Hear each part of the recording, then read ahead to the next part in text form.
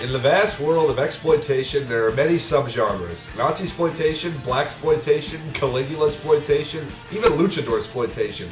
You name it, it's been exploited.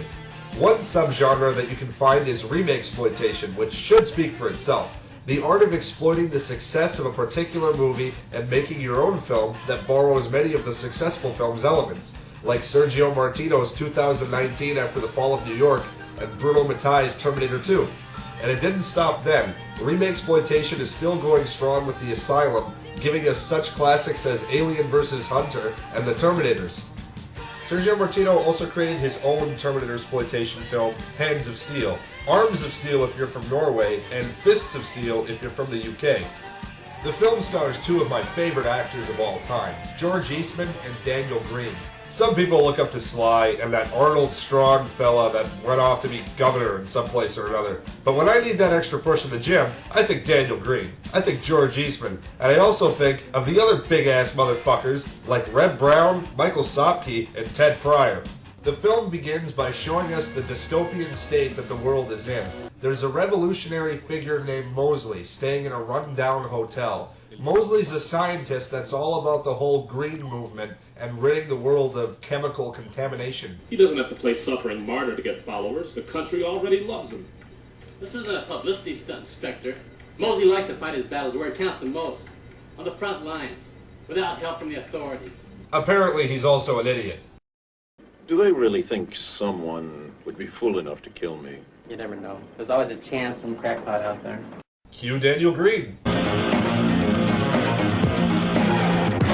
Daniel Green plays Paco, a cyborg hitman. And no, I'm not spoiling anything, as one of the film's alternate titles are Atomic Cyborg and Return of the Terminator. Also, isn't this the best music ever? It goes with anything, and would make even the most already badass of scenes even more hardcore. You son of a bitch! Paco has been programmed to neutralize Mosley and put his Green Crusade to a stop, but Paco goes against the mission, merely injuring Mosley and making his escape. He makes his way to a car that he just might have stolen from Doc Brown and heads towards the outskirts. He knows he has to ditch the DeLorean at some point, so he goes to trade it in at a car lot, but driving through some acid rain earlier may have compromised the vehicle for a trade. Now it ain't worth much more than a bucket of rust. How about that blue one over there? Throw in another couple $100 and it's yours. All right.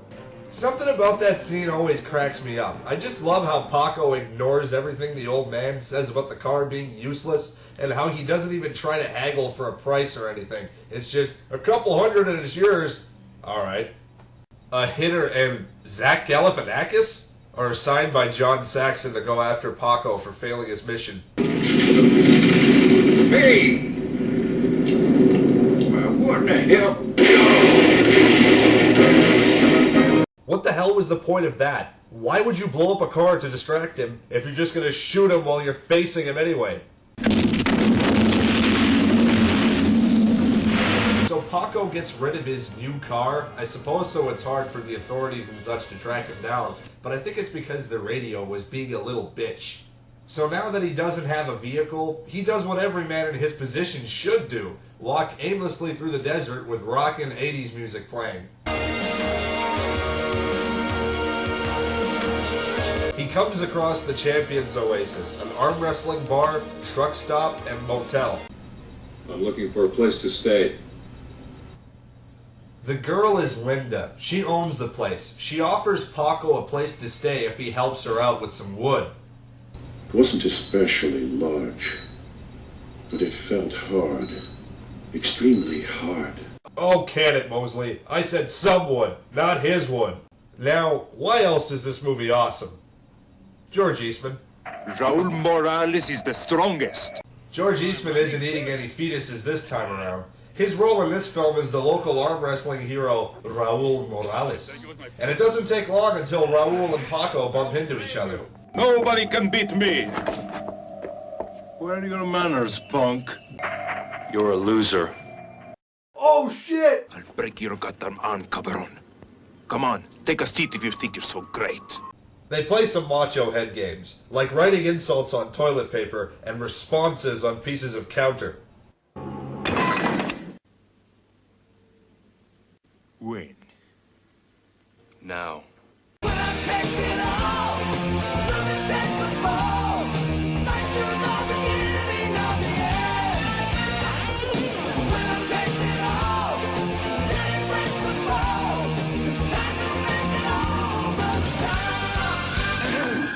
Jesus Christ! I wonder if Hands of Steel is Lincoln Hawk's favorite movie. Why not? So of course, Raul doesn't take too kindly to losing. Too bad for him, Paco doesn't take too kindly to bad sportsmanship. What was that? That's ridiculously metal. Paco is such a real man that he bicep flexes during his fights. He is such a man, in fact, that he's a dude. What kind of dude? I'm bad! Raul shows up with Blanco, the undisputed arm wrestling tri-state champ. You don't scare me. Well, if you're so sure of yourself, how about we wrestle Indian style? Loser's hand gets bit by a rattlesnake. Of course, Raul is up to something fiendish, tricking Paco into rescuing someone and tuning him up before his match with Blanco. This, of course, doesn't faze Paco in the slightest, and he still makes it to take on the champ.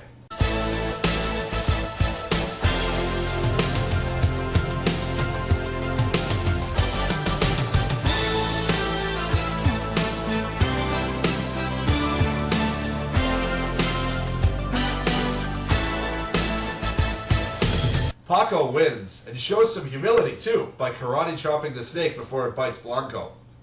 Paco is honest with Linda, and tells her that he's the result of a project called HOS-1. 70% of my body has been bionically reconstructed. How does she react to this? Naturally. But just when things are looking up, Galifianakis and friends show up to ruin Paco's fun, with a Lady Terminator and a rocket launcher shotgun. They rain down on Paco with everything they've got. Even Raul makes an attempt to take him out, but that doesn't work out too well. Oh, you're dead! Ah! The only people on Paco's side now are Blanco and Linda, but Blanco gets blown up. And with that, Paco thinks that both Blanco and Linda are dead, so now he's got nothing to lose.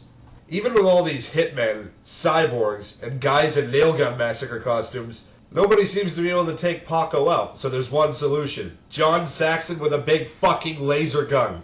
You don't own a man until you control his heart.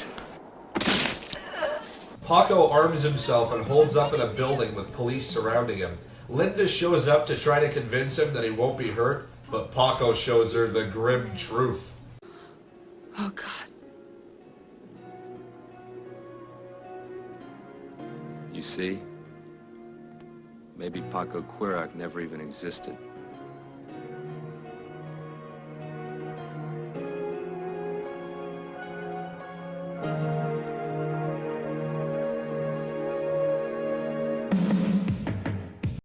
You know what? Fuck it. I count this as an official sequel in the Terminator timeline. In fact, from now on, it replaces Terminator 3.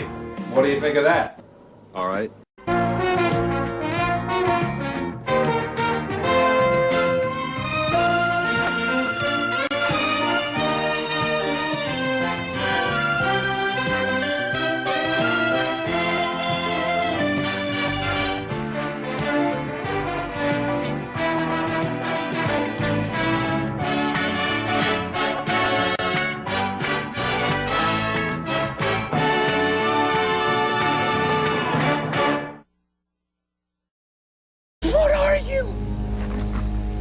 I'm Batman.